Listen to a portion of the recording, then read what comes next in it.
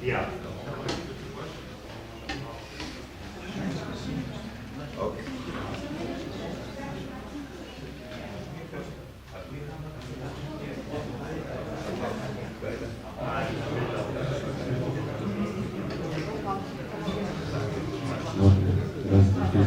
Ja, wo man von Deutschland hierher kommt, das macht auch keinen großen Unterschied.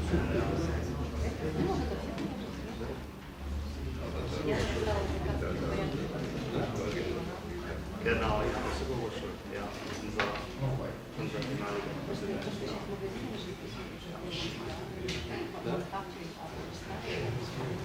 Der ist noch in Wildau. Der war letztes Jahr Bürgermeister. Das hat knapp nicht geklappt. Aber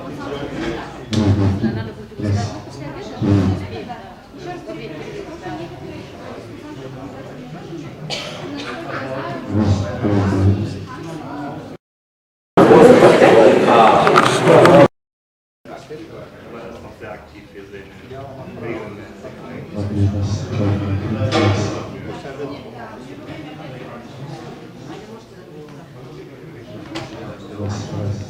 Ja, ja.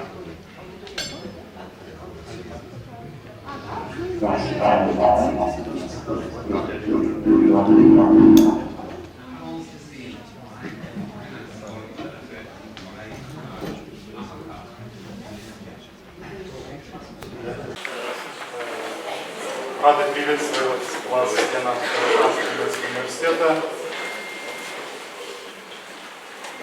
Как вы знаете, ежегодно Казахстанско-немецкий университет становится площадкой, где эксперты логистической отрасли собираются, обсуждают актуальные вопросы. Этот год тоже не стал исключением. В этом году совместно с нашими партнерами, с университетом Митвайда, CAREC институт, Азиатский банк развития и при поддержке Азиатского банка развития и Германской службы академического обмена мы проводим свой 11-й логистический форум. Поэтому, прежде чем начать работу нашего форума, я бы хотел пригласить с приветственным словом президента нашего университета, президента Казахстанского немецкого университета, господина Волода Робина.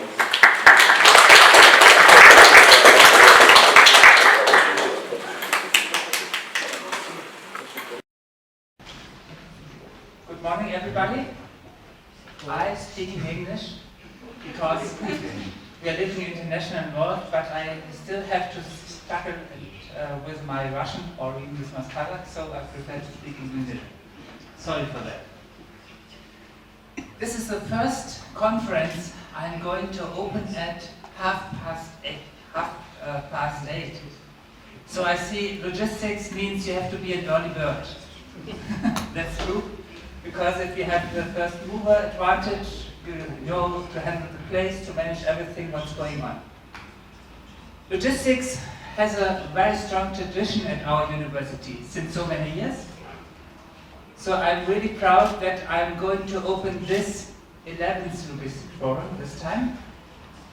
And there's an amazing progress because we have friends from Saxonia here. And we are integrating our logistics forum, the East-West Forum from Mittweida. This is a new situation for all of us, and I think it's a promising situation because we are broadening our network in different directions. If I see the list of speakers we have this year, I see that we will have really good discussions, dialogues about different topics today. And the next day will be particular for students as well. It will be an excursion. This is already an essential part of having that experience as well, because we are practical driven. We are a university, but we don't think just in theoretical terms about logistics. we are thinking all about in practical terms what it means to use simulations we have for development of logistics routes in different directions. And you see, my university is going with our logistics customers, I would say, because we have started to have a second location here in Kazakhstan, in Aktau. I promise you next year we are going and have that log forum in Aktau. So we were waiting this year for the funding of the European Union, but they were too late, so sorry. So now we have it again in Almaty. But next time we will be in, next year we will be in Aktau. And this is not only the only place we are going, that we are moving forward this university. There will be a third place. This will be in eastern Kazakhstan. We will open an institute together there with the local university, EKTU. It's focusing on raw materials, and you know that situation in eastern Kazakhstan is of course again a matter of logistics. But because you can produce a lot of raw materials, but you have to find the right logistics route to transport them all over the world.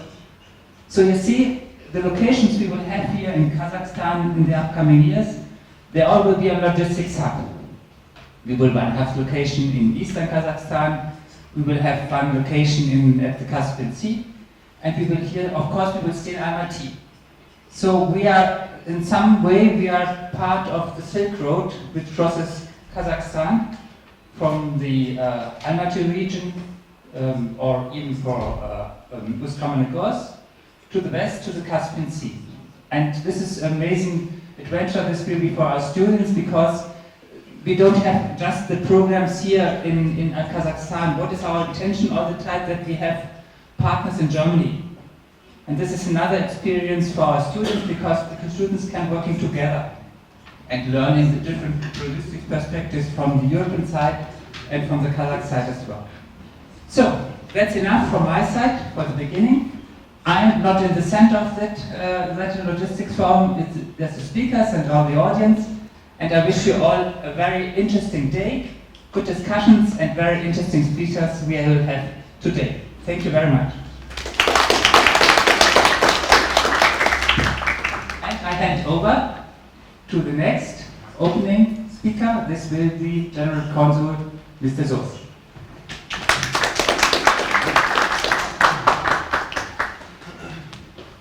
Thank you very much, President.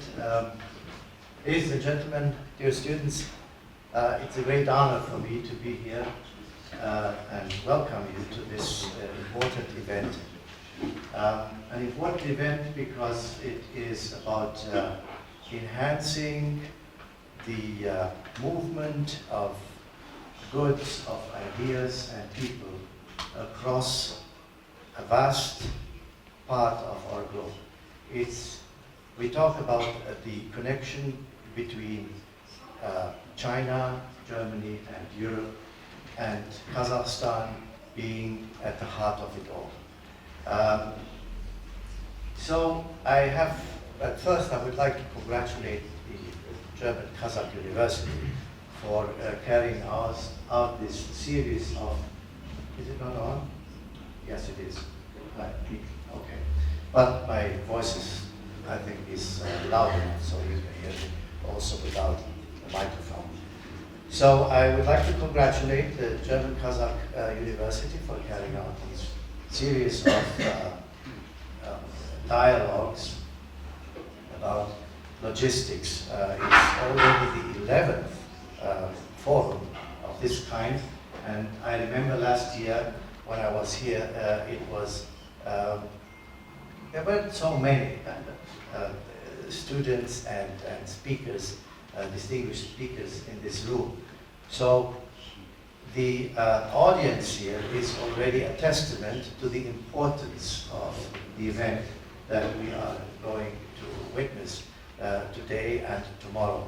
And it is my great pleasure to say that the German Foreign Office is supporting the German Kazakh University also because of this role of fostering dialogue, of international cooperation, which is at the heart of diplomacy. This is why I stand here in front of you and speak also on behalf of the German government.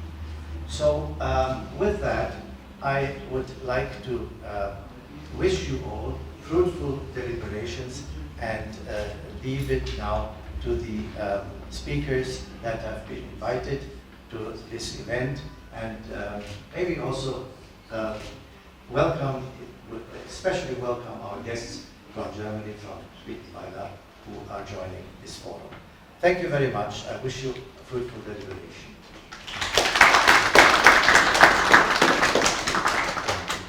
Спасибо.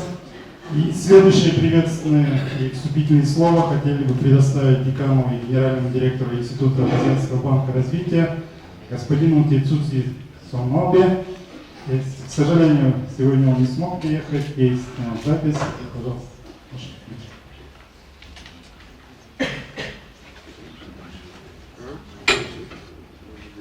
Welcome to the East-West Logistics Forum. It is a great pleasure and an honor to provide some welcome and opening remarks on behalf of ADB Institute. I'd like to express my sincere gratitude to CAREC Institute and German Kazakh University for their great support for this joint event. I'm speaking in my office in Tokyo.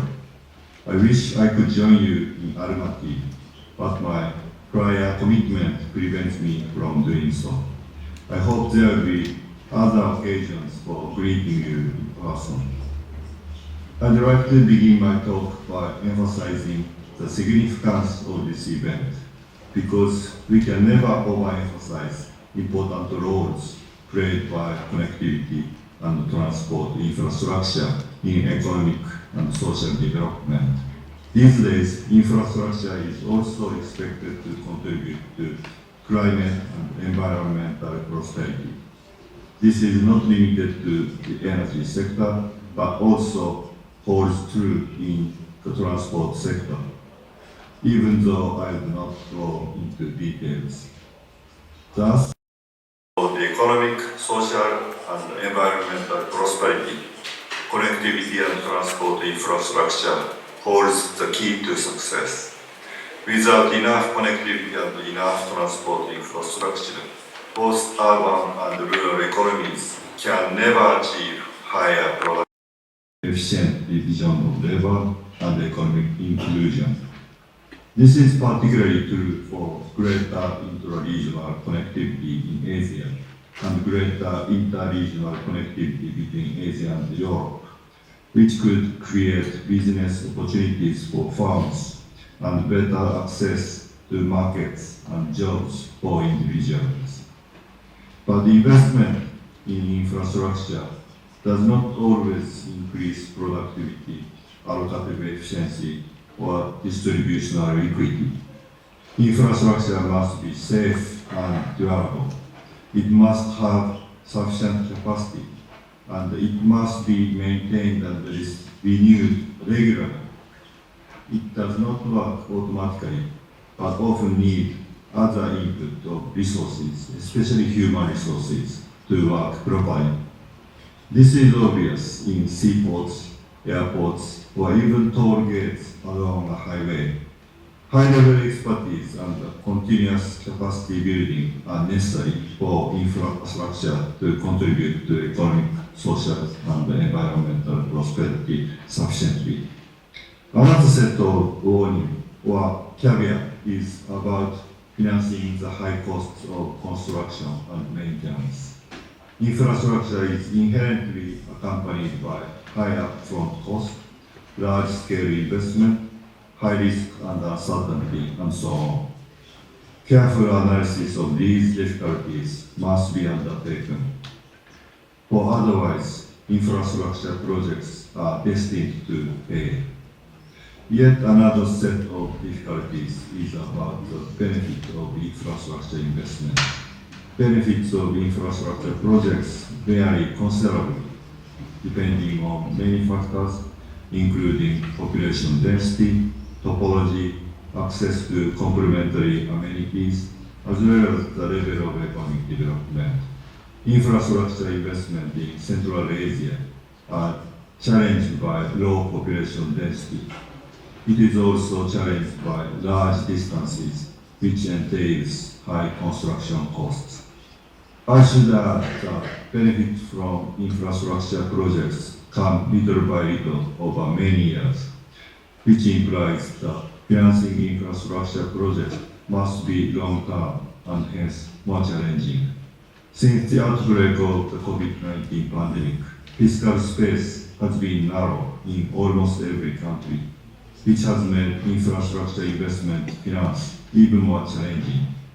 In short, we need to discuss a lot of important issues about connectivity and transport infrastructure in general, and those in Central Asia in particular. In 2021, ADBI published the first book on Trans-Caspian Corridor. Based on evidence, it argues that transport corridors can boost market access and new trade, business and job opportunities. It concludes that greater policy dialogue and collaboration on Trans-Caspian Corridor are required. Today, we are here to discuss what greater regional connectivity in Central Asia could bring to the region. We will enjoy presentations of the results of new research activities on the development of CAREC transport corridors, its trade and economic potentials, and its challenges and opportunities. The papers presented at this forum are selected from the submissions to our open call for papers. I'd like to thank all those who responded to our call and also congratulate the presenters and co-authors on being successfully shortlisted for future publication.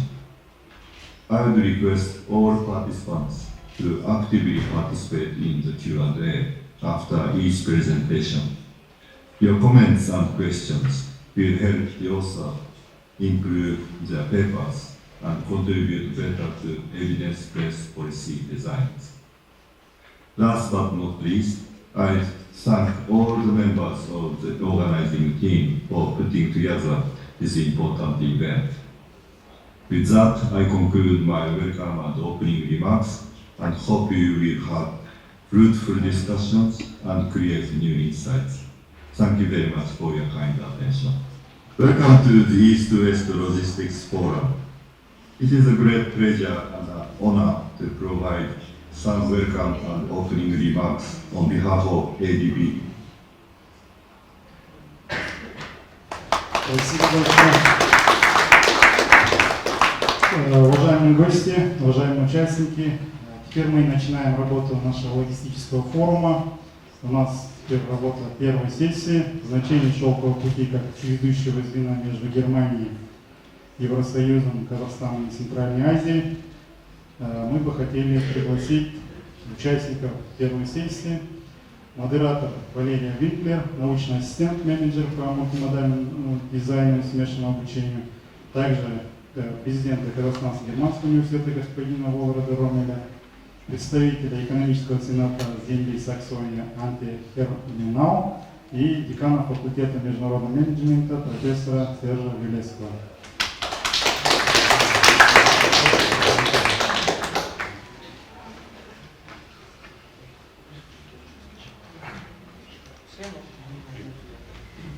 Это вы можете сами делать. Это уже ваша секция, вы можете сами делать.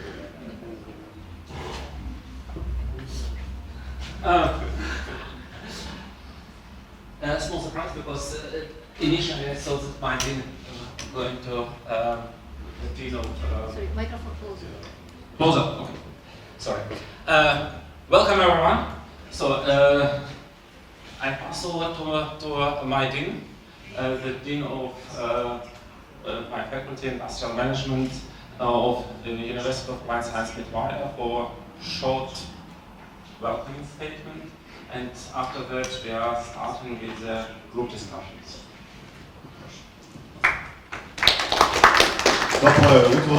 Dr. Kalawatsch, ich spreche weiter in Deutsch. Warum? Weil wir an der Deutsch-Kasachischen Universität sind. Ich möchte mich ganz herzlich bedanken bei dem Präsidenten der Deutsch-Kasachischen Universität, meinem Kollegen Herrn Rommel, für die Gastfreundschaft. Und wir haben heute eine Premiere. Wir sind das erste Mal mit dem Ost-West-Forum außerhalb von Mittweida. Und ja, eigentlich sind wir ja bei Freunden zu Gast, wir sind ja nicht außerhalb. Wir freuen uns, dass das erste Mal hier in Kasachstan, in Almaty, insbesondere an der Deutsch-Kasachischen Universität, das Forum stattfindet. Schwerpunkt wird natürlich sein Logistik, aber ich sehe hier unsere Studierenden eigentlich an Sie alle, Sie lachen schon hinten, an Sie richtet sich das Forum, genau, weil Sie natürlich die kommende Generation sind, die die Zusammenarbeit zwischen Europa, Asien und Sie mittendrin in Zentralasien eigentlich die wichtigsten Personen sind. Und ich bin ganz gespannt auf die Diskussion, die wir heute Vormittag haben. Und ich fordere Sie auch auf, dass Sie nicht nur hier sitzen, zuhören, sondern dass Sie dann, wenn die Diskussionsrunde hier ist, auch entsprechend Fragen an die Vertreter aus Deutschland und Kasachstan stellen. Ich wünsche dem Ost-West-Forum einen guten Verlauf und auf spannende Diskussion. Und für die Studierenden habe ich noch eine Überraschung. Wir sehen uns nächstes Jahr zur Vorlesung Internationales Management. Also, herzlichen Dank nochmal, Herr Rommel, für die Gastfreundschaft und ich übergebe an unseren Professor Vedesto, der Lehrstuhl für Internationales Management betreibt hat. Vielen Dank. Thank you very much. Before starting with podium discussion, basically initially it's supposed to be one more member of the podium discussion, Professor Wild. He is an entrepreneur from Saxony. He was alone for 10 years or 15 years, the director or CEO of the IBM in Dresden. Since 3 years, he stepped back from IBM, and he is. And since 3 years, he's an entrepreneur. He has owned a couple of the companies in Saxony, and I pass over to the Andreas, to you. Hello, good morning, everybody. Can you hear me and can you see me? Yeah. Yes. This is Andy Wyatt from Chemnitz in Germany speaking. Good morning, everybody. I hope we have a good line from Chemnitz to Almaty and you can see and hear me properly.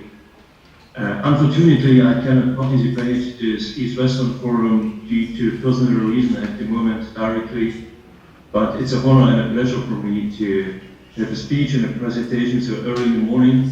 It's 5 o'clock in Germany and I have a cup of coffee here for waking up. So, and is anybody there who can assist me and start my presentation?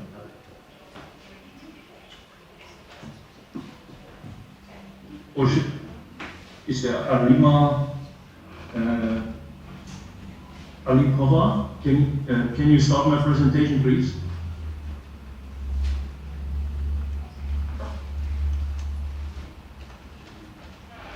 Hello? Just a moment. Okay. Yes. Okay, thank you very much. So I hope you can see the first slide. So I understood the title of this East-Western Forum is the New Silk Road. And what I want to do in my presentation is to build a bridge from our new global ecosystem, which is a digitalized ecosystem, is to companies and organizations that are involved in this amazing project of the New Silk Road. And what does it mean for the companies that are affected or the organizations and countries that are affected? So, but can you flip to the next slide, please? Okay, thank you. So yes, Professor Valescu gave a short intro about my person. So that's right, I'm a professor for digital transformation management at the University of Applied Science in Mittweida since more than 10 years. And I was a member of the IBM Corporation for more than 29 years. From this time, I have many experience. I could acquire many skills regarding large IT projects and what does it mean to setting up a digital transformation management for companies. So, 2019, I left the IBM Corporation. I was founding 3 companies with a companion in Chemnitz. Now we have 150 employees at the moment, and we have 3 companies in 3 different branches. A production company, there we are producing huge electrical cabinets for the Siemens Corporation. Then we have an IT and informatics company for software development and an HR company for hiring, recruiting and negotiate skilled employees for other companies. So this is a short intro regarding my person. So, okay, can you flip to the next chart, please?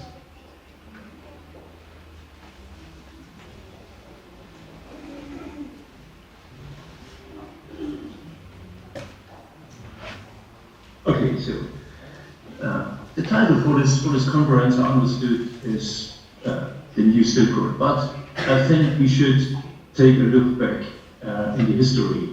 The classic Silk Road existing already 1,000 years ago, and it was well known in Western Europe by a famous person. His name was Marco Polo. I think he's well known for most of you in the auditorium.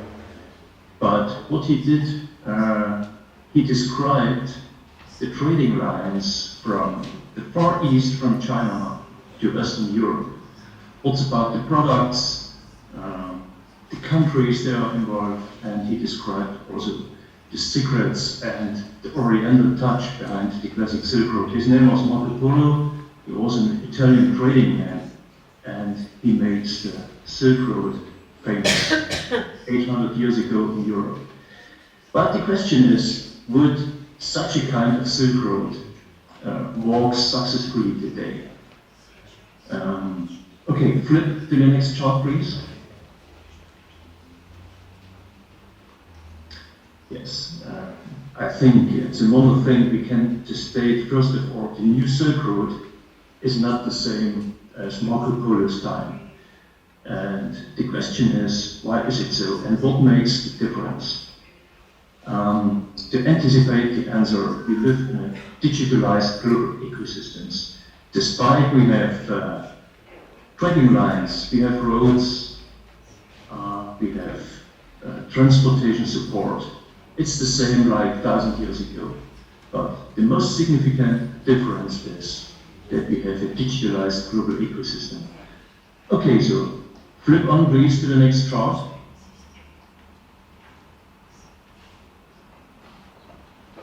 Okay, as I said, the most significant difference is that we live in a new world. It's a digitalized global ecosystem. We all know these buzzwords, but most of the buzzwords they describe this digitalized ecosystem mean the same. We talk about IoT, Internet of Things, or the era of digitalization, or sometimes we heard anything about the data of the edge. That means that we are using mobile devices to get information and make our decisions. And we have big data and cloud solutions. But all these things and all these buzzwords describe this digitalized global ecosystem. Okay, flip to the next chart, please.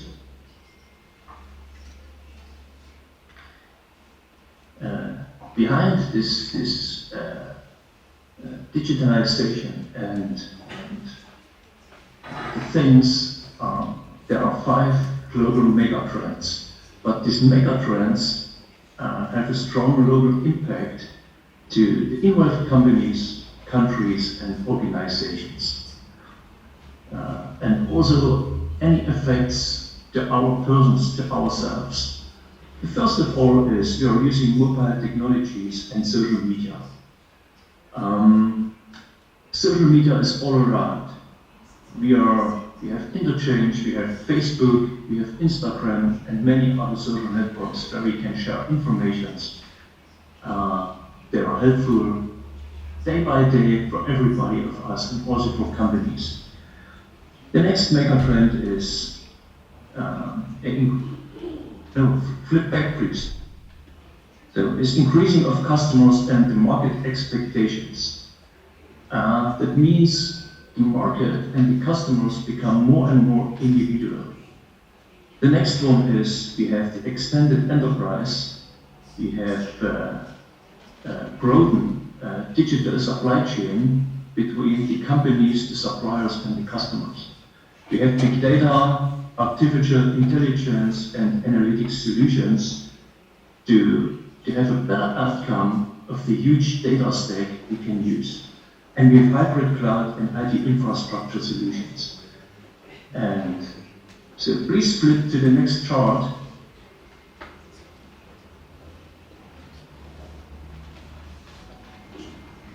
Okay, on the next chart we have a question. The question is, what is the worldwide key business driver #1 behind digitalization? And I can anticipate when we flip to the next chart, the answer is very simple. Okay, flip on, and yes, as I said, the answer is very simple. The secret behind digitalization is data. We have a massive and a huge increasing of data every year. And you see the red circle, and in the year 2023, approximately we have 126 zettabyte worldwide on digital data, on digital content.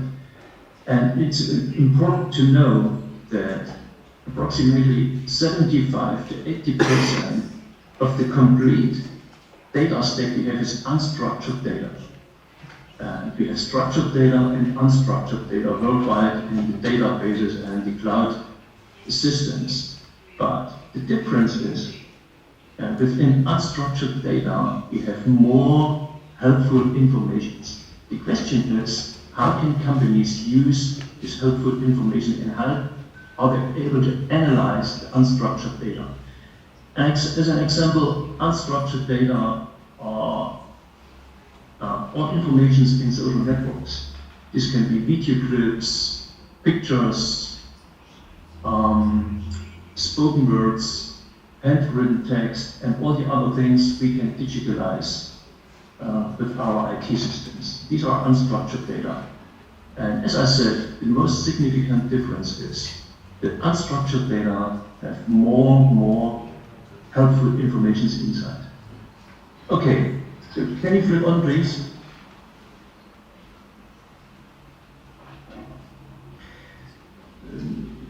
There are any examples of the affected industries. They're using massive data input to make their business. As an example, we have retail industry, oil and gas, banking and insurance, healthcare. There are many other industries also, production, automotive industry at this time. They are all using massive data input to make their decisions or handling risks in their business. Okay, can you flip on, please? Now we have in the next two charts, we have any examples of any industries that are using digitalized content and digitalized support in especially solutions. One of them is cognitive maintenance in mining industry or oil and gas industry.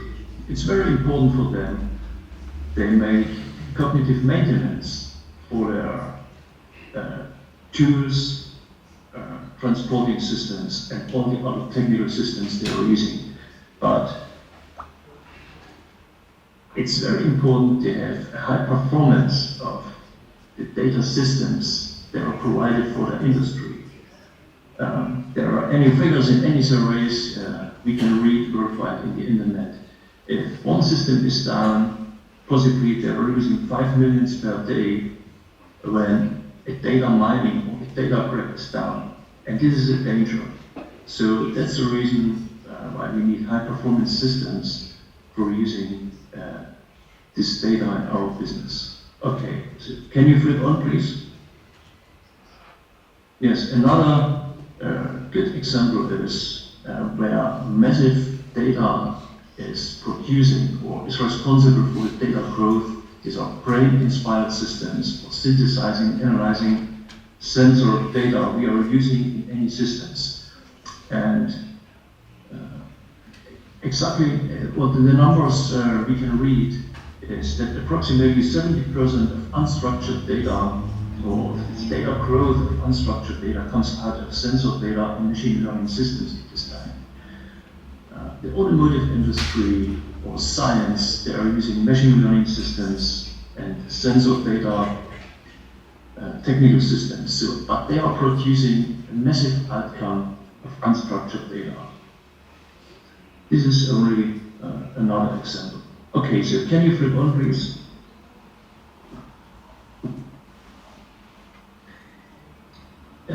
Let's have a look, ladies and gentlemen, when we talk about digitalization, how supply chains and value chains of the companies are affected. And what does it mean for the transformation of business models of the companies? And it's very interesting what the business leaders say. There are many, many surveys at this time. They are available in science, in public science, but also in the internet, regarding how do they invest in such technologies for supporting their business processes. So, can you flip on, please? First of all, what the business leader feel and what they say, they see, first of all, a fragmentation and disruption of traditional value chains. So it's a turnaround. Many companies need digital support for their business processes to anticipate customer and market expectations more individually. This is a disruption of the classic value chains in the companies. The next one is convergence of traditional industries, and the third one, emergence of new ecosystems around the companies. That means they have to more and more to involve the suppliers and customers in a virtual supply chain in their ecosystem, to sharing information of a digital way. This is what we mean when we talk about Internet of Things. It means an interchange of digital informations between our company and the suppliers on the left side and the customers on the right side.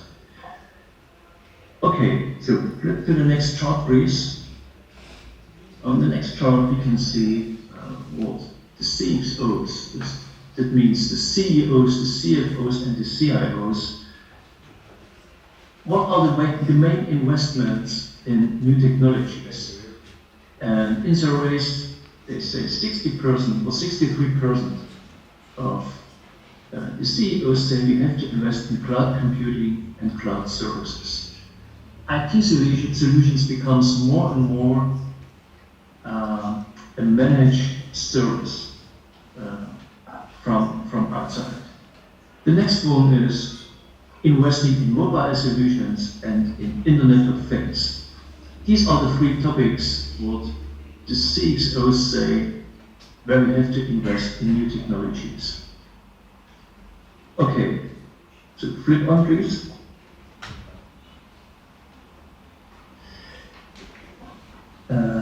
When we talk about business transformation, here we can see in this picture four quartiles, it's a quadrant, 4 quadrants, how companies are able to combine finance efficiency and business insight.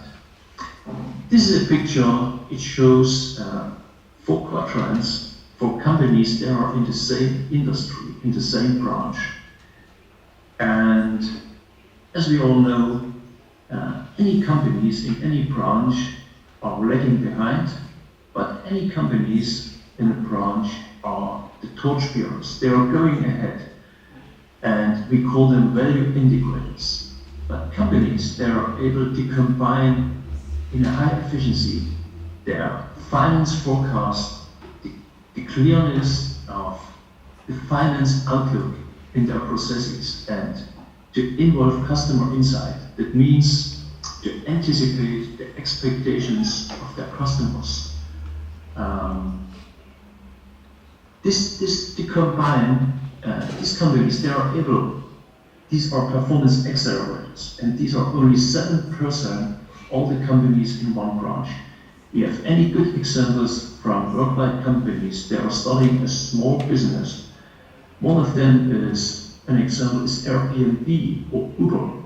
They are starting 10, 15 years ago as a small business, but the difference was they are starting with a pure digital business model. And over the years, they become the performance accelerators and growing up to large companies that are leading worldwide their business against their competitors.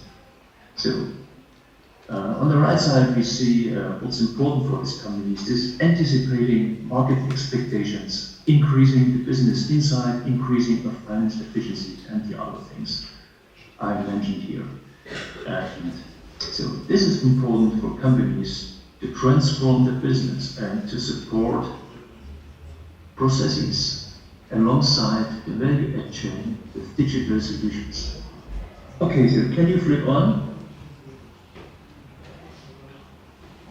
Okay, let's have deeper insight onto the value add chain and the supply chain for the companies. We can see the value add chain.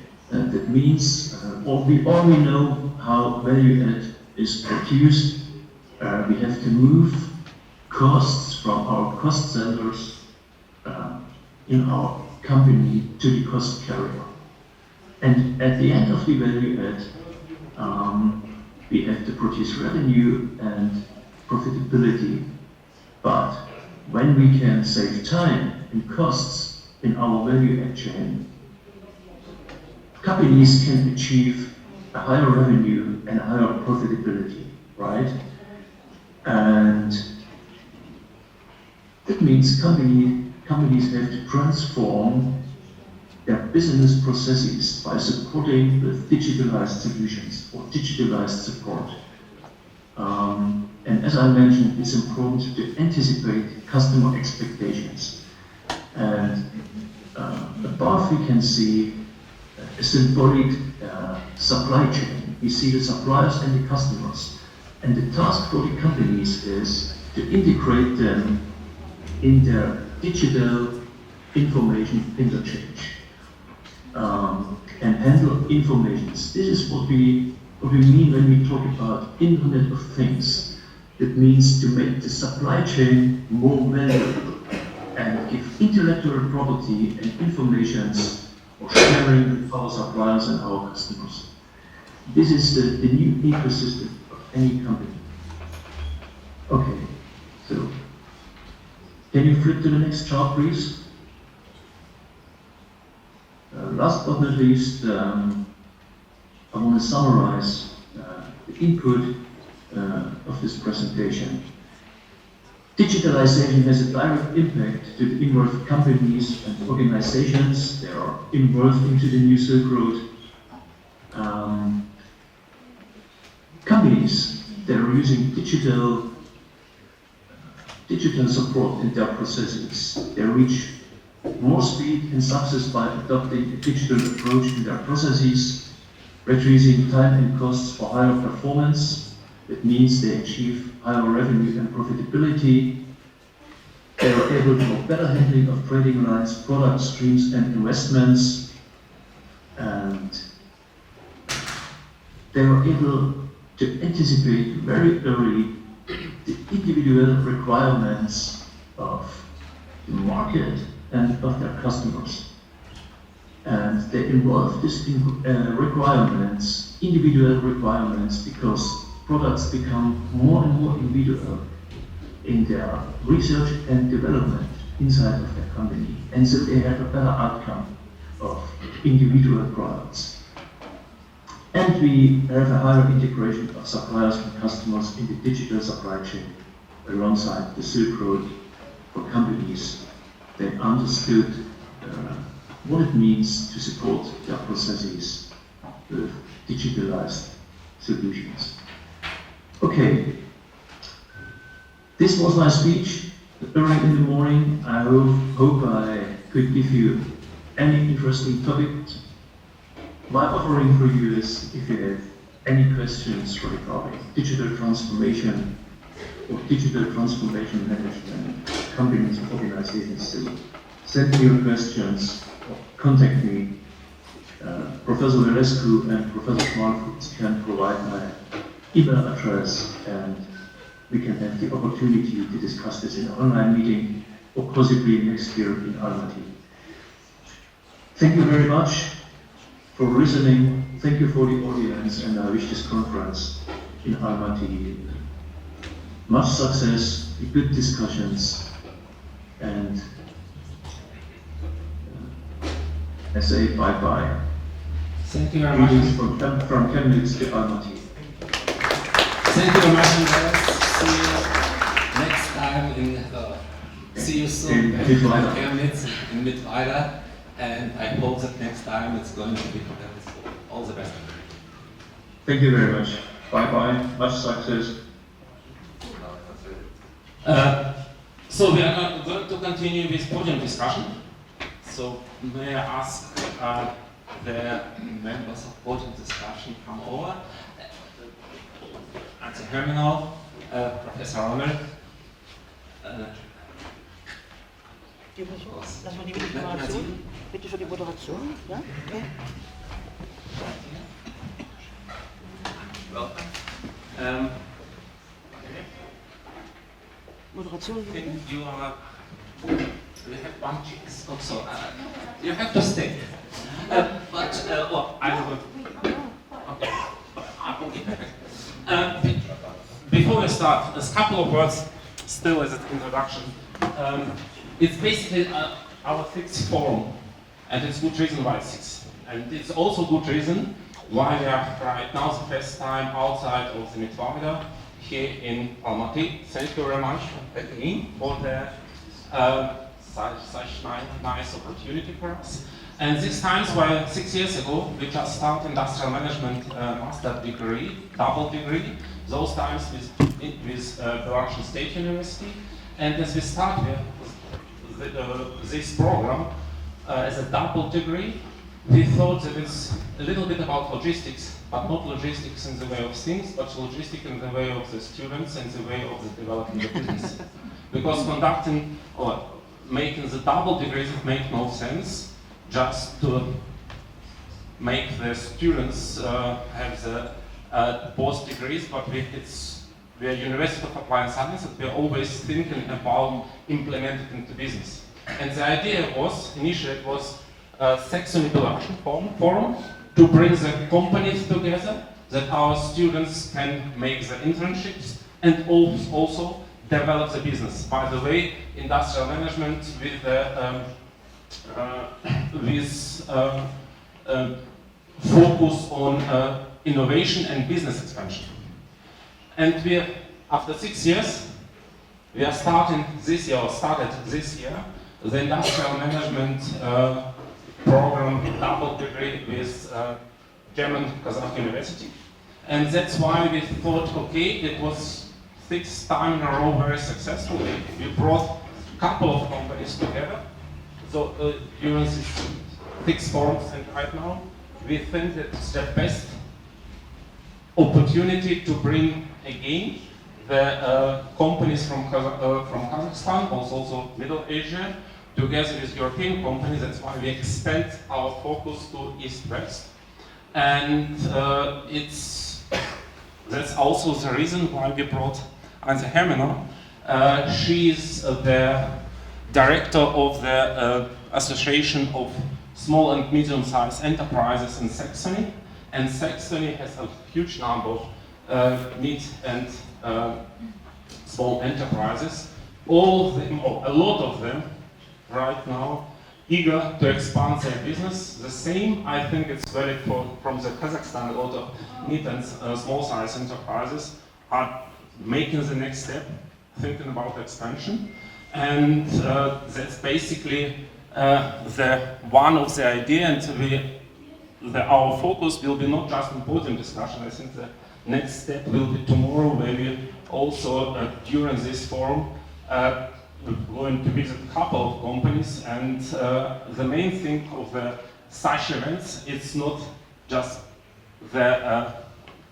some speakers, not just podium discussions, but what happens in the breaks. So don't hesitate to speak to the speakers, especially for the people from the business, because it's also for you, as for students, but also for the other participants, nice opportunity to make networks.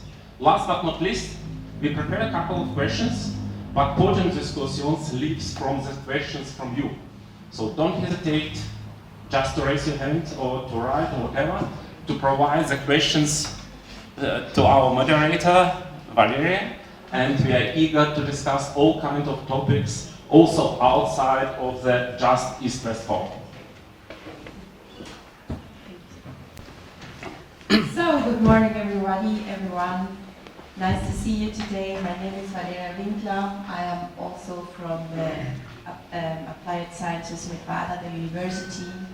And today we sit here so that we are going to discuss a very important subject, which is the Silk Road as a link between Germany, the EU, Kazakhstan and Central Asia. I have prepared some questions, but still, of course, you are allowed anytime also to ask questions. You can raise your hand, I can pass the microphone, and so you can ask also. Please don't hesitate on that. And I would like to welcome our guest speakers. Professor Velasco has already introduced our speakers, but I will briefly introduce them another time too. First of all, on the end of the road is sitting Mrs. Nadira Sajitova, which is the HR manager of the global software engineering firm Data Art in Almaty. Next to her is sitting, yes, please, if you want, Next to her, of course, you know him, is sitting Professor Dr. Volrad Rommel, the president, of course, of your DKU University at Kazakhstan. Please welcome. And next to him is sitting Professor Serge Velasco, which is the Dean of the Studies International Management at the University of Applied Sciences in Mittweida.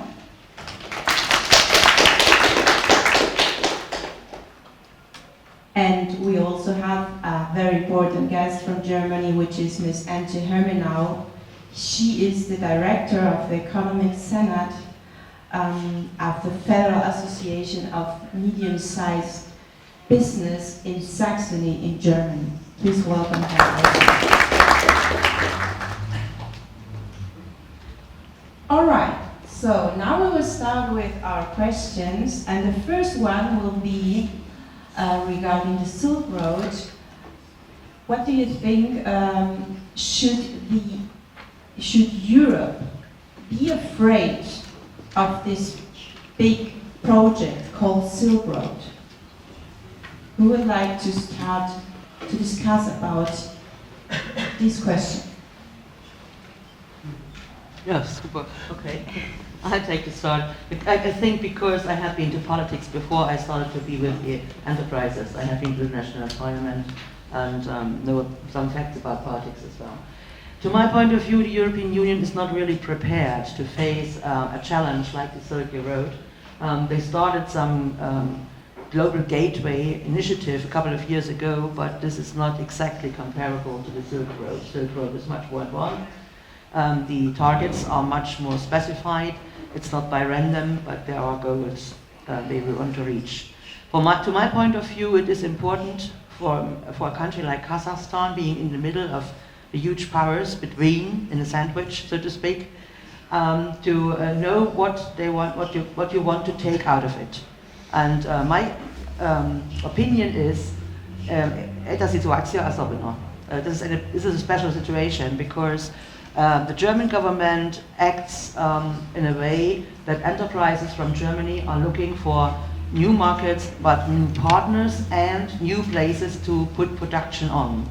And we are talking about logistics all the day, but the inevitable point I want to make is, if you don't have production, if you don't add value to your product or produce pre-products, for instance, for production, it's only a state things are rushing through from west to east and east to west. So combine it, get firms here to buy Kazakh firms or go together with Kazakh firms and start producing as well, it's much better. The eastern part of Germany had been added to the western part of Germany more than 30 years ago. And a lot of firms start on their own, but of course there were a lot of firms, just production sites from the western part, and they are leaving now because the situation is more serious, and we stick to what we have built up ourselves. So you need something on your own, not only raw materials, not only logistics, but production as well. And to my point of view, if this is combined, this is a very promising future for a country like Kazakhstan, to my point of view. It doesn't matter whether it's global gateway from the Europeans or it's Silk Road from the Chinese. You have to do something on your own. Frankly.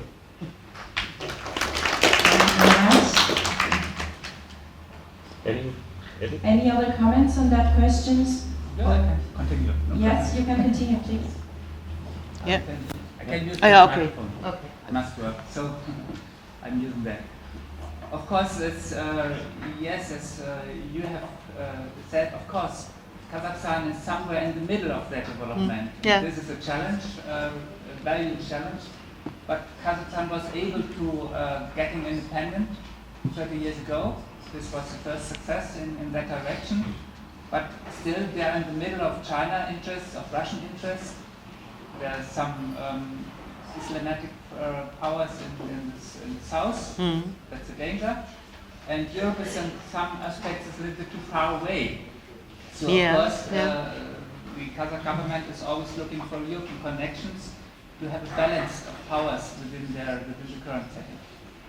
I totally agree that, of course, if you're just understanding the Silk Road as a corridor where goods are passing, this is not very beneficial for you. From the beginning of the coast, you get some tolls, you have some smart investments in the side of the road, but that's not really a perspective where the country is getting welfare out of that development.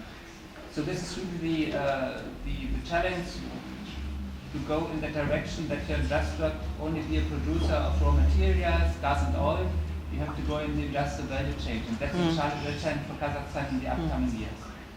And that's the reason why I decided to go to Aktau with my university, because meaning to develop this industrial development, so you have to work on very different corners. Of course, starting point is connectivity in the sense that you need transportation solutions, etc.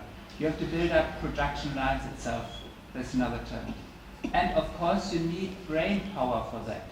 If you have not the skills of the people working in that area and working in Kazakhstan, you will not have a success. So at the end, the success story will be a combination of getting things together, the production itself, logistics solutions, and of course you need the people to be successful in that direction.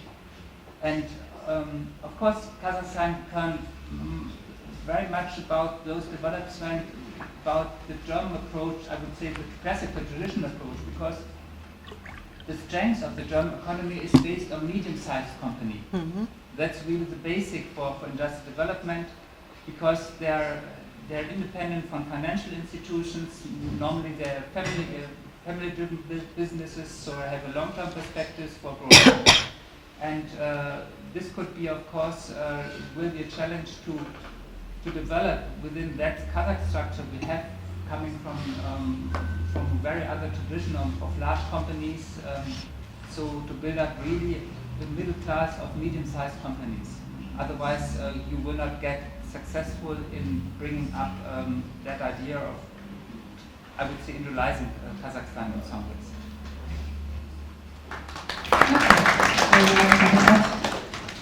So, if I understood you right, we should indeed be a little afraid of the Silk Road, and it's not possible that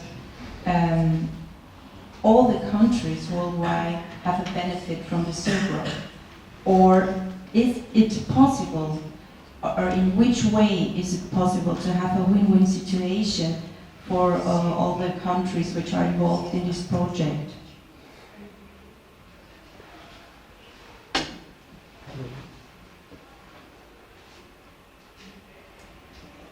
Good morning, everyone. Thank you again for having such a chance. And it was very nice to meet with you, all of you. This is really interesting and probably important question for nowadays. And actually, as for me, I'm out of politics and so on. I could just say and recommend to our students, this is our new generation, these people will actually take care of everything in the future. So just pay your attention for the skills, and absolutely agree, because this is really important to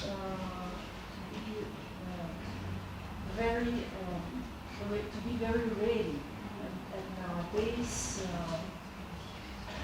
you have to pay a lot of attention for your English language, for your communication skills. This is really important, to your network. And actually, as it was mentioned before, that present time is a digital time, let's say.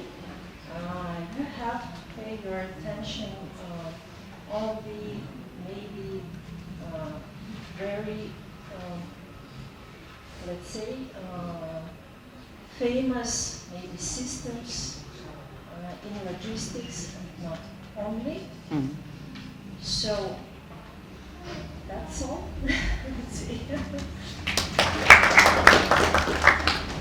Thank you very much. Probably you have also heard from the European project called the Global Gateway. I think this is something we could also discuss and try to understand what are the difference between the Silk Road and the Global Gateway. So I passed the question to you and would like to know to what extent are these two initiatives in competition, or what is the difference between these two initiatives? Yeah. Well, thank you. As I mentioned before, the Global Gateway has been developed a couple of years ago, whereas Silk Road had been thought over for the last 20 years. So this is much riper. The project Silk Road is much riper than Global Gateway for the European Union. The European Union is still discussing what to make out their sandwich position between the USA and China. And they didn't make up their mind yet. So you can see that in the responses on the war between Ukraine and Russia, for instance, you can see that that they are concentrating on African countries at the moment, and they get a kind of backlash. One example, the French used to buy their uranium in Western Africa to very low prices. They now have put up the prices very highly, and the French will have to think about their energy production from the beginning, from the scratch on again. So things are changing very much for the Europeans. We will have been forced to leave old barren ways, and they kept thinking all the time they are good enough to withstand everything, but that's not true. They are too weak to just exist the way they had. And this will be a learning process, and I'm not sure whether or not the eastern part of Europe will be quicker in learning than the western part, because the western part is a bit richer, and they think of themselves, they are the better because they won the system, war actually. And the point now is who is quick and who is adapting quickly. And to my point of view, there will be an interesting discussion within Europe whether Silky Road is good or not good for Europe. The Italian government wants to step out of Silk Road again by the end of the year, but keep good contact to our Chinese partners. Our Minister of Economy in Germany said globalization is over. I think he is mistaken. He just didn't get the message. Globalization is changing, and there are much more participants, and they know what they want to do for their own countries. It's really changing, and this will be an adaptation process. The Chinese are within the group of the changers, and the Europeans are within the group of those who will be changed, and they are still a bit discussing the problem because they take step by step. They are not finished yet.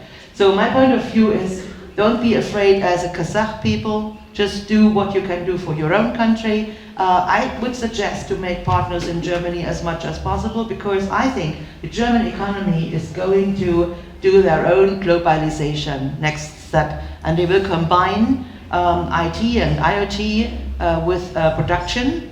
And I mean, the Germans really missed the bus regarding B2B contacts, B2C contacts, so we don't supply customers. But what we can do is, the B2B contacts, we can digitize the machineries and the industry. And this is actually a good thing to do, and you would be in front of the new development if you take part in that. And if there are young people speaking German well, they will be most welcome partners for German firms, of course.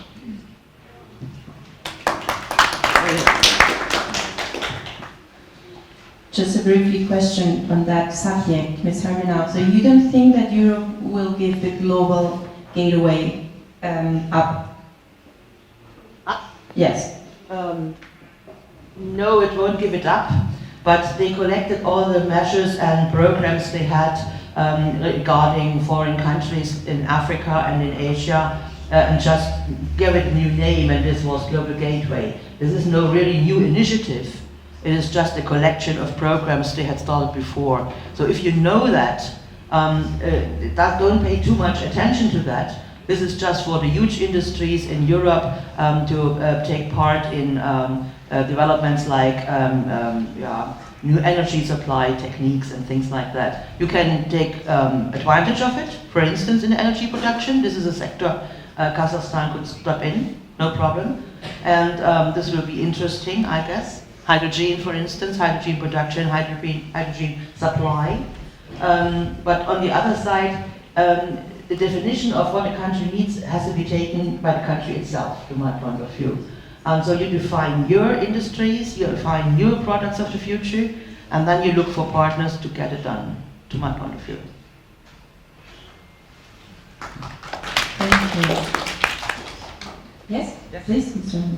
I would like to add some remarks about the difference between Silk Road and Gateway.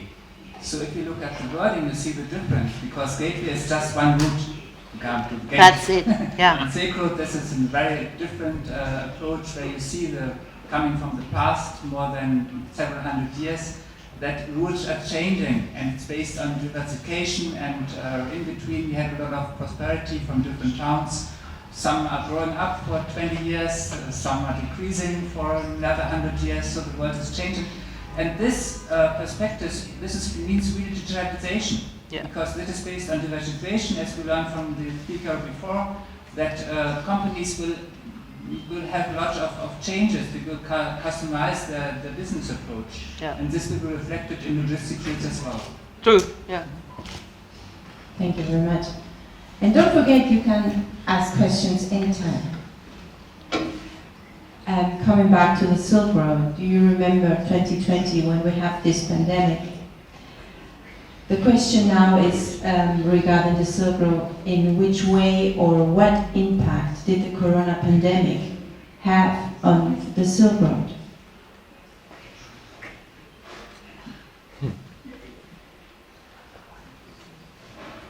Yes, Mr. Lots of benefits, because we learned digitalization. We learned working at home and even working together, online and offline. I think this was a learning curve for everybody for us. I think not just this. Also, it's shows the world that it's it's a lot about logistics, because all of us, more or less, especially in B2B in German companies, experience a huge challenge in logistics programs, because suddenly logistics does not work. So if you shut down one of the small chain in a huge logistics chain, suddenly the entire logistics chain just collapsed.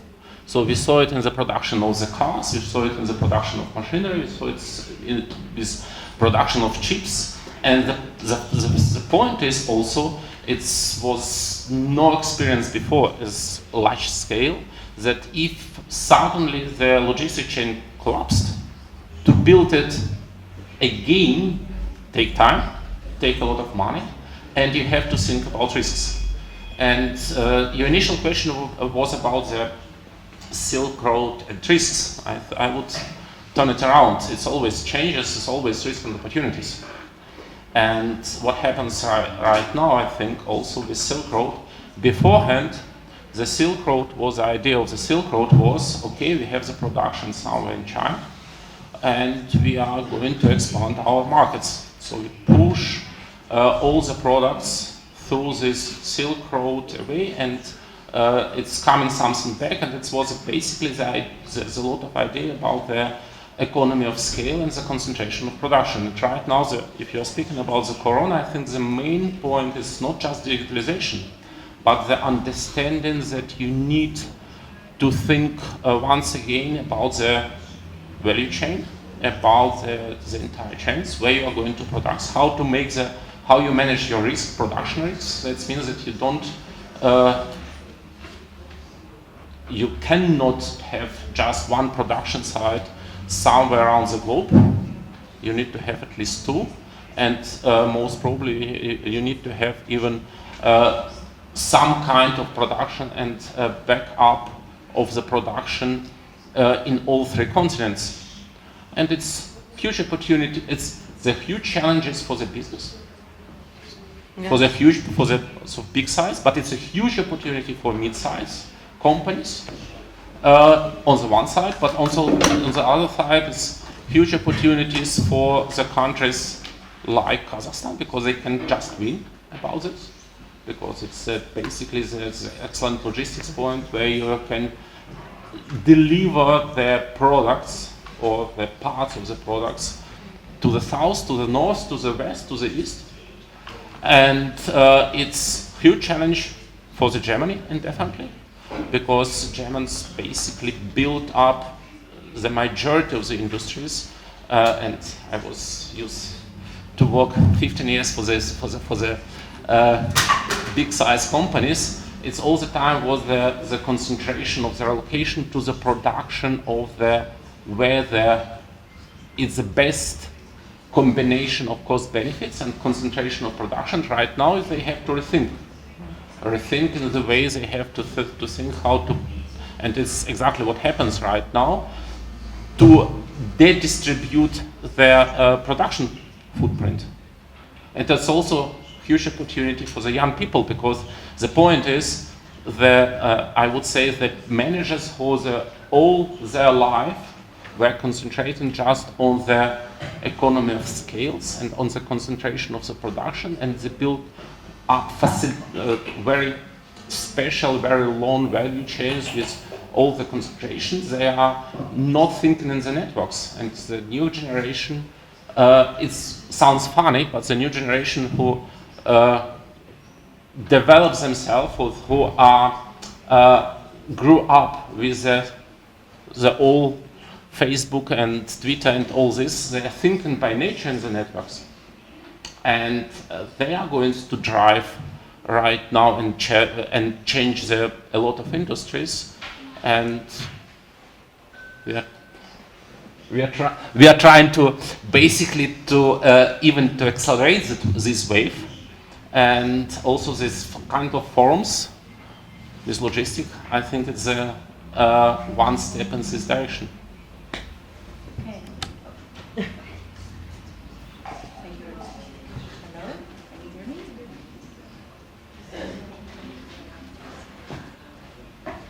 Microphone? Okay, I'm back. Thank you very much. What was the question? We have two questions from the audience. The first one I saw in this direction, so I will start with you, and then we'll go to your next question, please. Good morning. I have a question. In your opinion, how did COVID-19 affect the development of the Silk Road?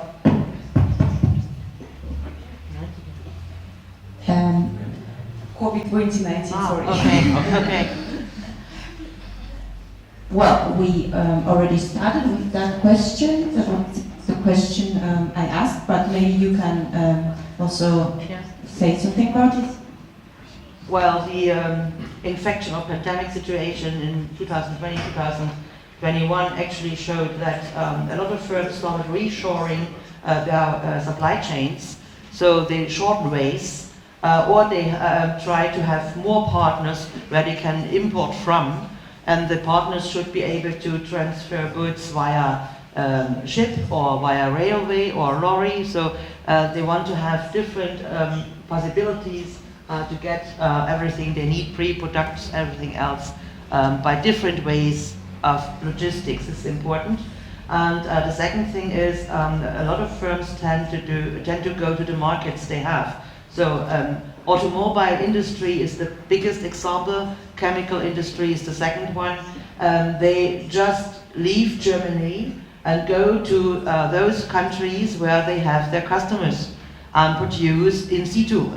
Produced there where the customers are. The Chinese market had been very attractive to automotive. Then the chemical industry uses to go to the United States at the moment because they are offering very low energy prices. So the German industries are moving to other places in the world. And that's what actually I was aiming at the beginning. This is the special situation we have at the moment. It's possible to get German industry into your country if you want to. It depends on the conditions. Thank you very much, and we go to the next question, please. Thank you. Dina Žgaliva, ADPI. I have a question. So, like the speaker rightly said, European Union goes through many changes. And the one I'm interested, carbon border adjustment mechanism. You know, right? Carbon border adjustment mechanism. Carbon border? Carbon border, no. Carbon. My mistake, I'm sorry. Carbon, yeah. Border adjustment mechanism, which means country who export anything dirty will have to pay. Yeah, I know. Yeah. So how do you think this policy will change the structure of exports, what's exported, what imported, to Germany, and where from goods coming from? For example, maybe you expect more green steel, green cement, green hydrogen, green ammonia. Like, do you think it will change, and who is exporting as well? Oh, what a question.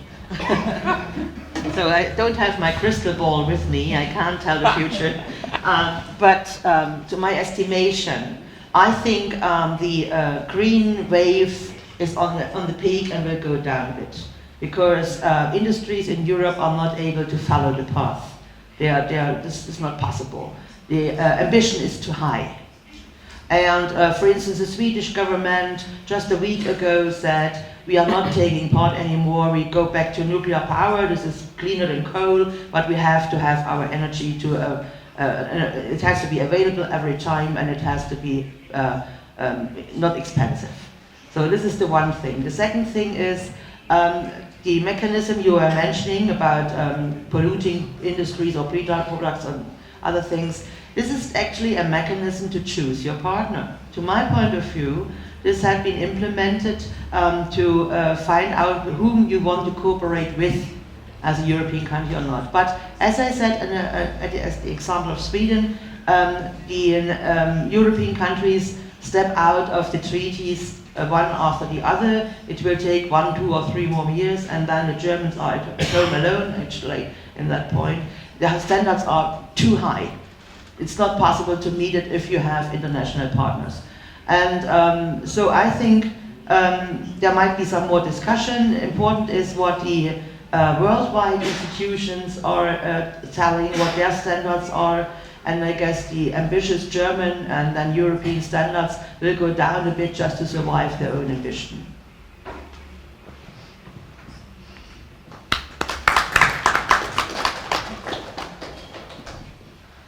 Any more questions from the audience? Yes, please. Thank you very much. Good morning. I have a question. Please, can you tell us how will be the Silk Road logistics system organized, and how will be what is going to happen with logistics relationship with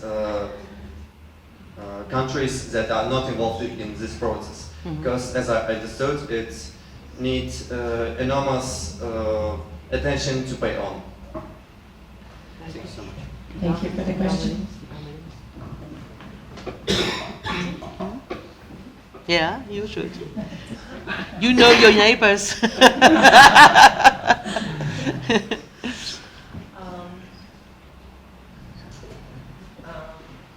you for your question. Actually,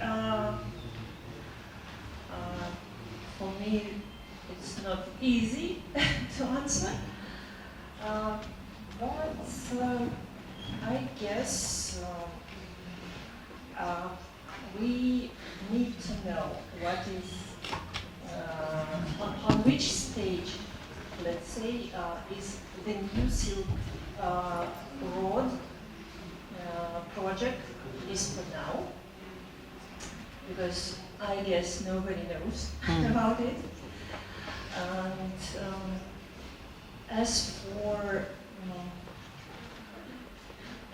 global gate, let's say, to compare with New Silk Road, I could say that this is really a new initiative, but I guess this initiative a bit late. Yeah. For now. I don't know. What could I actually say for now?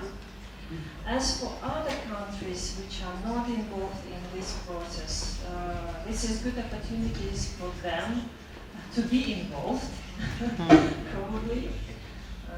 Because who knows, for example, we've just discussed this question regarding Corona.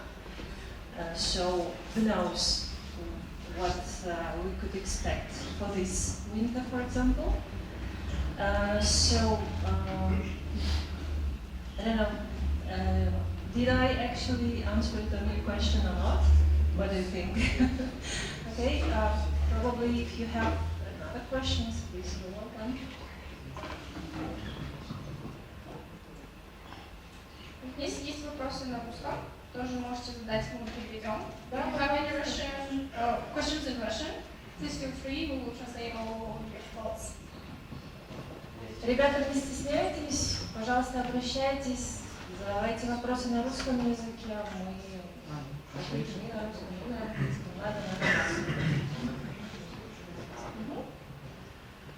Если, может быть, вам что-то непонятно, может быть, задавайте наводящие вопросы, пожалуйста, не стесняйтесь, мы здесь специально для вас, чтобы обсудить интересующие вас вопросы.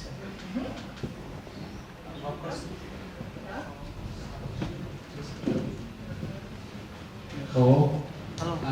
Как спецоперация в России может повлиять на вот этот шоковый путь, который сейчас разрабатывается? How the special project that is being developed in Russia will influence this sector? In Russia? On the Greek zwischen Ukraine and Russia. Okay. The war. Yeah. Okay. Well, to my point of view, I have been raised in the eastern part of Germany, so я говорю немножко, только немножко. Убила все, 30 лет. To my point of view, Europe has made a huge mistake to just take part in the war and say everybody's supporting Ukraine and that's it. Because now the Russian government had a good reason to turn to Asia only and to bring it back to Europe. To my point of view, from a German economic point of view, this is not good because I always thought the Eurasian Union you have, together with Russia, Belarus, Kazakhstan, to be a bridge between Asia and Europe was a wise thing to develop. I'm a bit disappointed this is now in the shadow a bit. And I think it will be a backlash for a couple of years, maybe 1 or 2 decades, and then we will find out that this was not a good way to work with the whole problem, or deal with the whole problem, and we'll come back to see what Eurasia is able to do. But as you certainly know, the Americans are strong partners in the European Union, and the Europeans are discussing what this partnership is about. They are re-evaluating, actually, the partnership with the US, and that will take its time. And there may be different answers by different European countries, to my point of view. So it's a pity. The world is renewing itself, I think, with good perspectives, and the Europeans are dealing with themselves, but I can't help it. The only thing I can do is support enterprises and entrepreneurs to work together and just keep up. And that's it.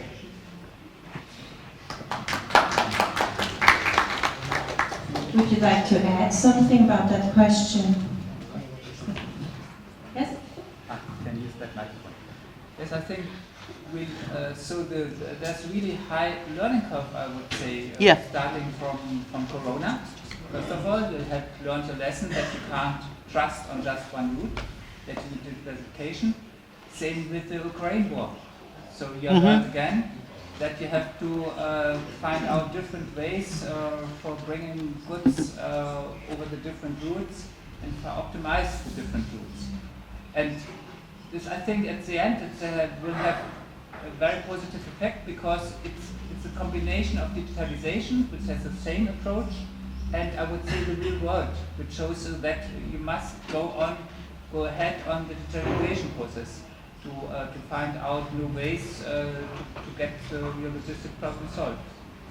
So, of course, the upcoming, I would say, decades, this will be a huge challenge for all of us, because we have still the Ukraine war.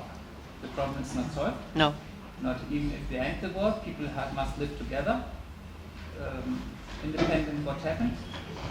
Same, we have the geopolitical changes between the major powers, China, United States, etc. This is not solved. What's going on and with the strongest position in the upcoming years. You have, of course, climate change again. Somebody can't forget that. You see that of course the conditions of living are changing. So we are coming in a situation where we have a lot of different challenges to tackle, particularly the younger generation. And this means, from my point of view, that knowledge is very important in that situation. And what you're learning at the end, that's the basing in your academic education, because that's the basing of your knowledge which you will need in the upcoming decades from very different perspectives. And my generation, even if I'm older, we learned that environment is changing very fast, and that you have some basic tools which you have learned when you're very young. But there's always a long life learning curve you have to tackle, particularly in the upcoming decades. So we are in this process, and we are at the beginning of this process. That is my understanding. Thank you very much. Talking about knowledge, Professor Rommel, do you think that there is a danger of uncontrolled know-how transfer within the framework of German group activities? You have always that risk. When I give one example, when you start a cooperation with Chinese companies, you are always under this risk. What is going up with your knowledge? So you can't trust on patents, you can't trust on the new framework. You must trust on your your own know-how and how to say that, and be always one step before. That's the solution: to be faster, to be better, so that if somebody tries to steal your knowledge, that you are that you can go in the very next steps of the decision making. That's the only answer we have. You need more knowledge to tackle the challenges, because it's not new. Yeah. Thank you very much. Some other questions from the audience? Yes, please. Hello, everybody. Please tell me, how can Russian sanction made influence in ES economy this year? In unserer Well, actually, this is interesting question, really, because European Union and the United States were convinced that putting sanctions on Russia would bring Russia down. It did not turn out that way.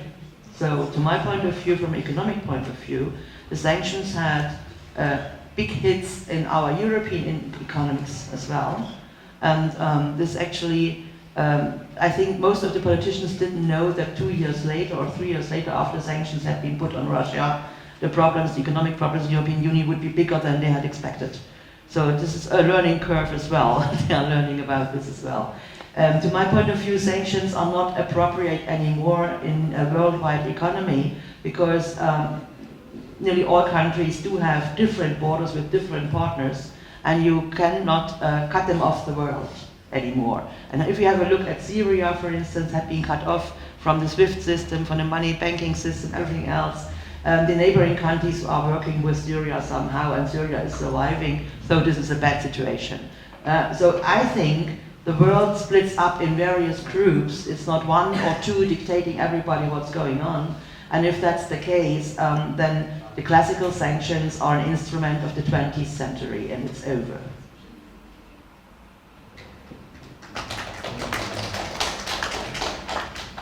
Thank you. Some other questions from the audience?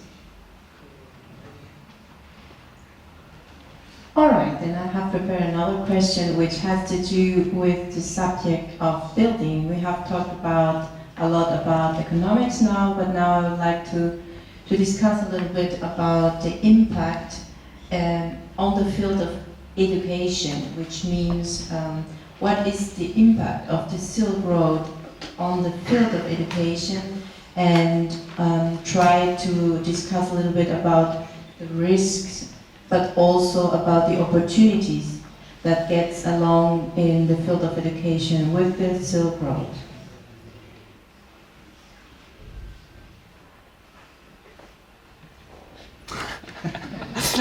You know, I think both of us have to speak because we have the different.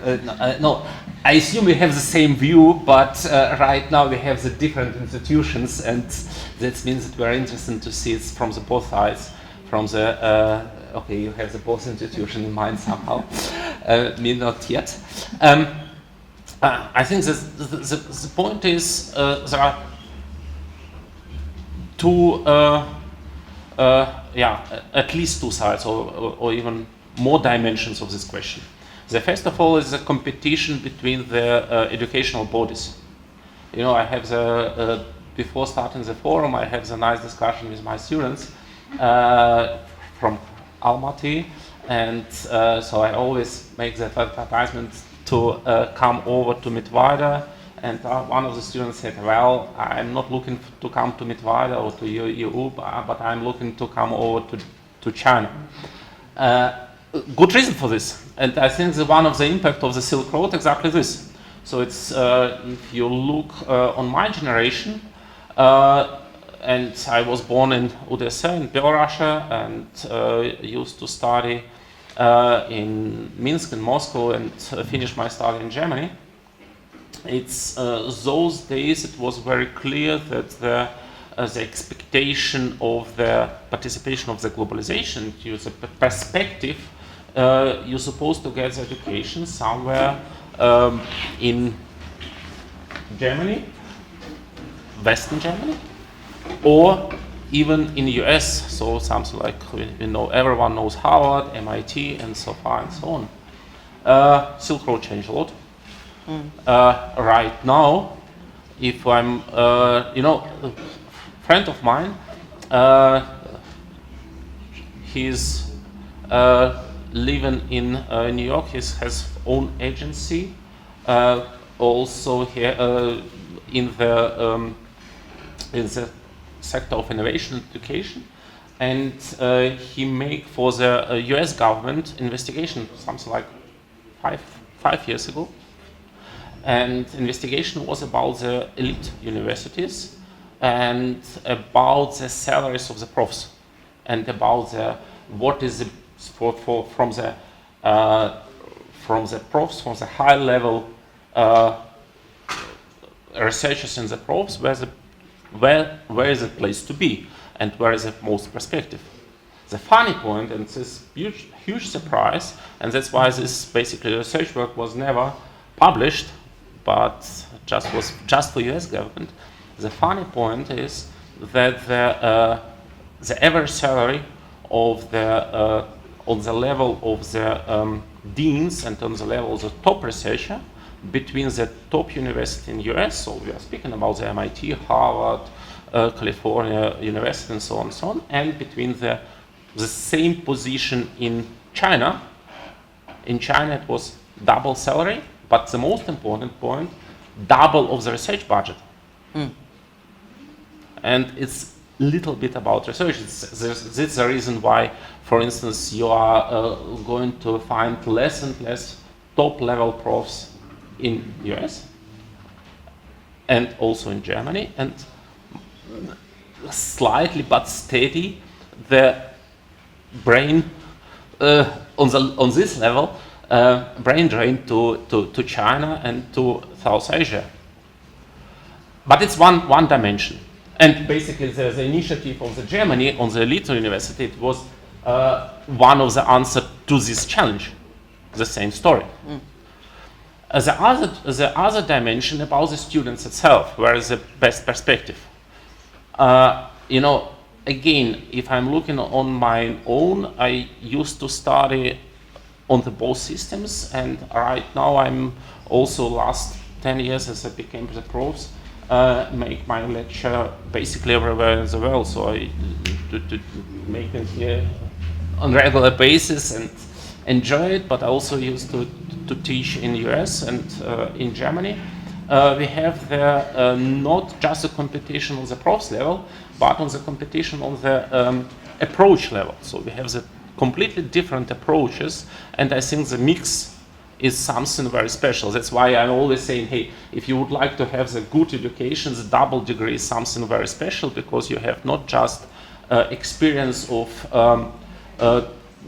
intercultural issues, but also the system of education, because the applied science of in Mittweida or the education in Germany, especially applied science, is completely different. It's very, very much about the application of knowledge, little less of the academic knowledge, in comparison also even to the kind of that if I'm comparing the students which are just studying in Germany to the DKU students, I would say academically he's at least the same level. Basically, if I'm honest, unfortunately, it's better. But if we are speaking about the application of knowledge, indefinitely we are advanced, and the mix is making something up.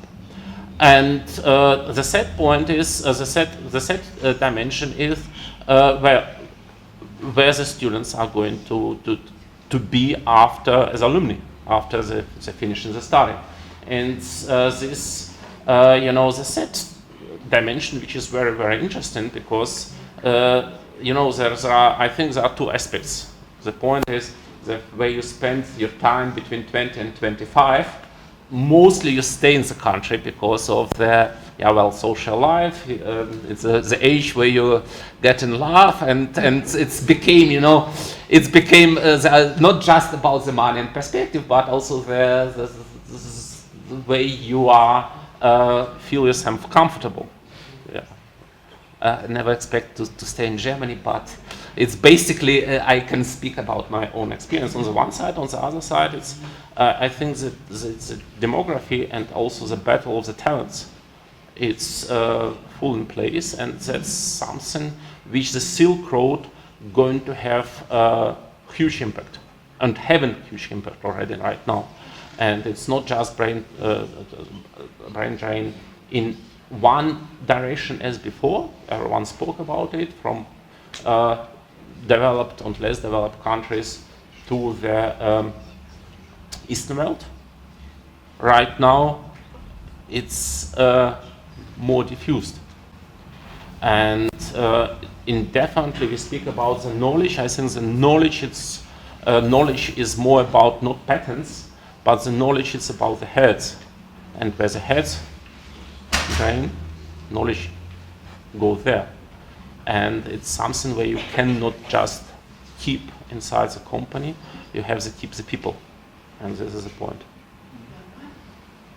Probably you would like to, thank you very much for that, Professor Rudesko. I suppose you would like to add something too about that question, and then we'll go to your question, of course. Okay. Please. Of course, I would say the worldwide brain power patterns will change, but you don't have to look only on size and people who are engaged in some research topics or in some research directions. I'll give you a very small example from my own business career. So I was a business consultant so many years ago, and we were a small, very creative group, only 10 people, and our competitors were always the big four, and we were always the winners. Because, so we have always the opportunity, if you have a large corporation or a large competitor, to win, because it's based at the end of your own creativity, of your own ideas, and then you can even getting better from a very small position. So you see the answer, I get that big and large thinking is small is beautiful. You know, that was and the quick. slogan so many years ago. However, and of course the educational pattern will change dramatically. And I will do that with my university, DKU, as well in the upcoming years, because currently, the teaching is based on what I would say on a classical approach. Most of it is on classroom, etc. Of course, we're going outside the classroom. We have an application-oriented university. Our students should have an industrial experience and background to understand the practical world. But in future time, of course, we will have a combination of what we call a hybrid study degree program, which is a combination of online courses, of classrooms, of summer schools, where international students are coming together. So this will be a really different learning approach, because basic learning and knowledge, of course, you will get out of the internet. You don't need your teacher. So the learning curve you have to tackle and to master will be different for the next generation. Second thing, what is very important in that situation, that we have really a combination of, I would say, basic knowledge you have to learn, which is really knowledge which you can keep in mind and you have next 20 or 30 years. This is the basic of your academic education, and this must be integrated with, I would say, more knowledge of the methods, how to assess an issue, how to find the critical points out, how to find your own creativity to find a new solution for that. And so I would like to design at the end some kinds of strategy programs, of course, that we have in the first years for learning the basics, and afterwards you must have a more integrated approach. We are bringing together from very different perspectives people, specialization fields, because this keeps you in a situation where you have to reflect the outcome of your learning. And this is very important for your career in the upcoming years. You must not only know some basics, you must be in a way a very analytical and critical and same creative person to be successful in that environment. Thank you very much. We have still one question from the audience, please. Thank you very much. Yeah. So, since the title of the session about link between European Union and Central Asia, my question is, so of course for Central Asia, European Union is a great trading partner because, like you said, high income customer. So for European Union, from European Union perspective, what makes Central Asia attractive? So for example, we have many students here who tomorrow will go and say to European Union, let's do partnering, right? And they need to know advantage. Why should Europeans partner with Central Asia? What makes advantage, like low cost, reliability, or something else? Thank you. I take over? Yeah, please. Thank you. The first thing you mentioned yourself, it's young people. I mean, you know probably about the population rates in the European countries, and you are aware of the fact that most of the countries do have an elderly population. We are lacking young people just carrying on. And if production, for instance, I pointed out before, is leaving the country, Germany or France or somewhere else, and goes to a country where a lot of young people are, and we can transfer our technology knowledge, and we can find engaged and ambitious young people in other countries, and preferably sandwich countries instead of high powers, actually. This is the preference. Then there might be some interesting projects in the economic field really being productive for both sides, because we keep up the pace, so we don't have enough young people, and you are quicker because of the technology transfer, but you have the young people to carry the flag on. And I like that perspective. And one has to combine that with prosperity for both sides. This is, you have a win-win situation or you don't have a good situation. That's my point of view. And the Europeans are aware of that fact, and they are looking around. Then you see Africa and the Arab countries, a lot of young people. Education is a problem sometimes not. It depends on the country. You have difficult political situations sometimes. Nobody really wants to invest if you don't know whether your investment will pay off. So if you have a stable situation, a political stable situation, this is preferred, of course. Investments take time, and if there is a return of investment, it might take more than 10 years if it is in industries. So this is important as well. And you are offering this. You are offering this.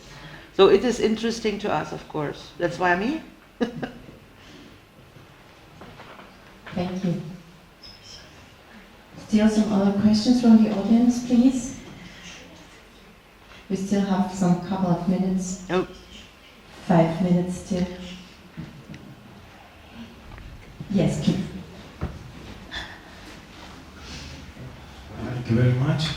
I'm Rovshan Mahmudov, a Senior Capacity Building Specialist at the CAREC Institute.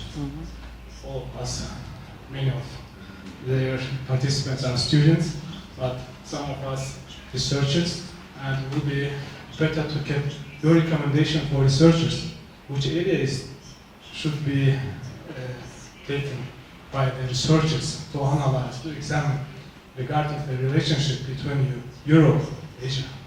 Thank you very much.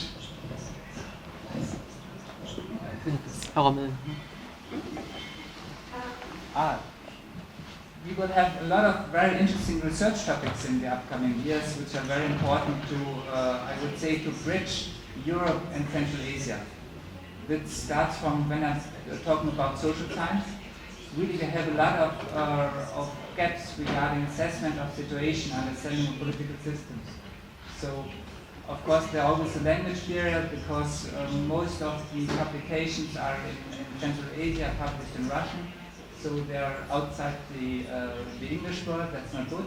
So you don't have a really transfer of assessment, the real situation, what's going on in Central Asia, what are the political implications, what are the social implications. This is really very, very important research topic from my perspective. Of course, the other is when I'm talking about in the field like engineering, technologies, it's a matter of adaptation of technologies. Because what is here needed is what we have done in every industrial country. You have some theoretical approaches, but does not mean that those systems are practically running. So this is, of course, always a topic of research activities which must be solved, particularly when they're looking at the economic development of that country and the social development. Then such a knowledge and application-oriented engineering and technology approaches, it's more than important.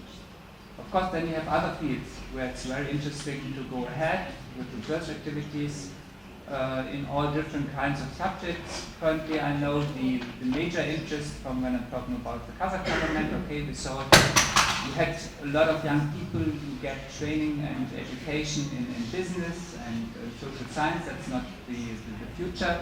We need more technology research and technology and engineering knowledge. Of course. I think that's the right approach, and there you will have a lot of the opportunities to, even if you're coming from social science, it's the integration of understanding the overall development, integration of technology development, social development, and finding out the patterns, how the society is going on.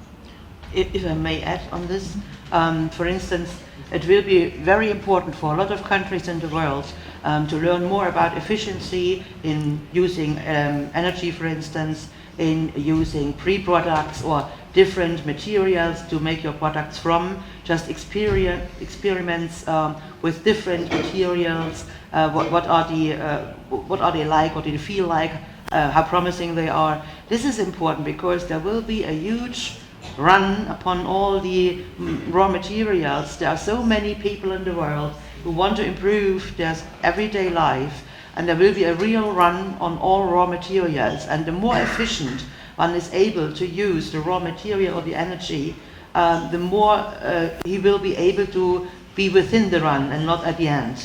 And smaller countries cannot only live on exporting raw materials. It is important to have the knowledge and have the application in industries to make the best out of a little thing. To my point of view, this is important. Thank you very much. Still some other questions? If not, I would like to move to 2030, in 7 years, to have a vision of the future. And I would like to ask every one of you to name 3 things that are going to look very different in around 7 years due to all the changes that we are experiencing now. In 7 years? In 7 years, 2030. So the crystal ball is on again. You start this time. I'm going to start. So I see that you are hesitating, so someone had to.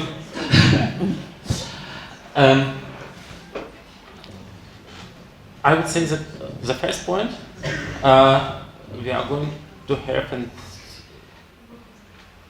7 years completely different culture of management. So I'm teaching management, and I saw the changes during the last 30 years due to introduction of so I start my career before mails was there and before the internet was there, and I saw how the management changed completely. Right now, but till today it was from the management that always the push means that there all the time was the managers who are distributed the work, who are making the orders and so on. Right now, with the generation of Facebook, Twitter, and all the social media and social networks, it's completely different approach of their communication, of their understanding each other, and it's going to be the huge changes in the way of management. We saw it right now is due to Corona and digitalization, but I think it's will be much more than this, because it's just right now on the very low level, not still on the top level. Means that we are going to have also the much more networks between the companies. I think I hope and I'm pretty sure it's going to be much more entrepreneurs and small size enterprises who are much more global. And the third point, in 7 years, I think we are going to have a completely different world scene. It's much more, I would say, not equal, but it's going to be not right now we see that it's not one-way world, already right, what we are mentioned by Silk Road, and I would say that we are going to have much more multilateral. So we are going to have much more center of knowledge, centers of power, centers of influencing, and it's going to be interesting and exciting.